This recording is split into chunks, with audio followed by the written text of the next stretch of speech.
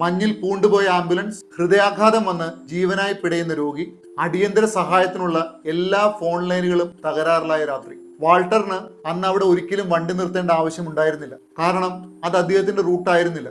എന്നാൽ കടുത്ത മഞ്ഞുവീഴ്ചക്കിടയിലും ആംബുലൻസിന്റെ ലൈറ്റുകൾ മിന്നുന്നത് കണ്ടപ്പോൾ അദ്ദേഹം അവിടെ വണ്ടി നിർത്തി. -5 ഡിഗ്രി തണുപ്പിൽ ആ ഇരുട്ടിൽ അദ്ദേഹം ഒറ്റയ്ക്ക് 2 മൈൽ ദൂരം മഞ്ഞ് തള്ളി മാറ്റി ആ ആംബുലൻസിനെ ആശുപത്രി കവാടം വരെ സുരക്ഷിതമായി എത്തിച്ചു. അന്ന് അദ്ദേഹം തന്റെ പേര് പോലും ആരോടും പറഞ്ഞില്ല. വെറുമൊരു തലയാട്ടലോടെ ആ കൊടുങ്കാറ്റിലേക്ക് വണ്ടി ഓടിച്ചു പോകുകയായിരുന്നു. അന്ന് ആംബുലൻസിലുണ്ടായിരുന്ന രോഗി ജോർജ് വൈറ്റ്ഫീൽഡ് ആയിരുന്നു. അദ്ദേഹം ജീവൻ തിരിച്ചു പിടിക്കുകയും പിന്നീട് ഒരു ദശാബ്ദകാലം ഒഹായോയുടെ ഗവർണറായി സേവനമനുഷ്ഠിക്കുകയും ചെയ്തു. മറ്റാരും തിരിഞ്ഞു നോക്കാത്ത രാത്രിയിൽ തനിക്ക് കാവലായ ആ മനുഷ്യനെ അയാൾ ഒരിക്കലും മറന്നില്ല. മരണപ്പെടുന്നതിന് മുമ്പ് ആ മനുഷ്യനെ കണ്ടെത്തി അർഹമായി നൽകണമെന്ന് അദ്ദേഹം കരോലിനെ പറഞ്ഞ് ഏൽപ്പിച്ചിരുന്നു.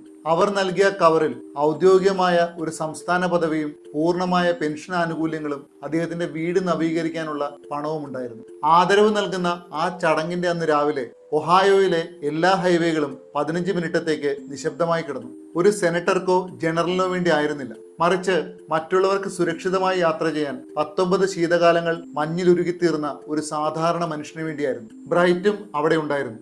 ആരോ അവനവിടെ ഉണ്ടാകണമെന്ന് ഉറപ്പുവരുത്തിയിരുന്നു. കയ്യിൽ റാന്തൽ വിളക്കുമായി തലയും ഉയർത്തിപ്പിടിച്ച് ഹാളിലേക്ക് നടന്നു വന്ന വാൾട്ടറെ നോക്കി ബ്രൈറ്റ് എന്തോ പറയാൻ തുനിഞ്ഞു. എന്നാൽ വാൾട്ടർ അവനെ ഒരു തവണ പോലും തിരിഞ്ഞു പോലും നോക്കിയില്ല. കരോലിൻ തന്റെ അടുത്തിരുന്ന ആളുടെ ചെവിയിൽ മന്ത്രിച്ചു. വെളിച്ചം എപ്പോഴും തെളിച്ചു വെക്കാൻ അദ്ദേഹത്തിന്റെ അച്ഛൻ പറഞ്ഞിരുന്നു. ഇപ്പോൾ നോക്കൂ, ഈ സംസ്ഥാനം മുഴുവൻ ആ വെളിച്ചത്തിന് സാക്ഷ്യം വഹിക്കുകയാണ്. ചിലർ മനുഷ്യർ തങ്ങളുടെ ജീവിതകാലം മുഴുവൻ മറ്റുള്ളവർക്ക് വേണ്ടി ഒരു വഴിവിളക്കായി സ്വയം ഉരുകിത്തീരുകയാണ്. ഇരുട്ടിലും തണുപ്പിലും ആരും കാണാനില്ലാത്തപ്പോഴും അവർ അത് ചെയ്തുകൊണ്ടേയിരിക്കും. എന്നാൽ അത്തരം ശാന്തമായ നന്മകൾ ഒരിക്കലും വിസ്മരിക്കപ്പെടില്ല.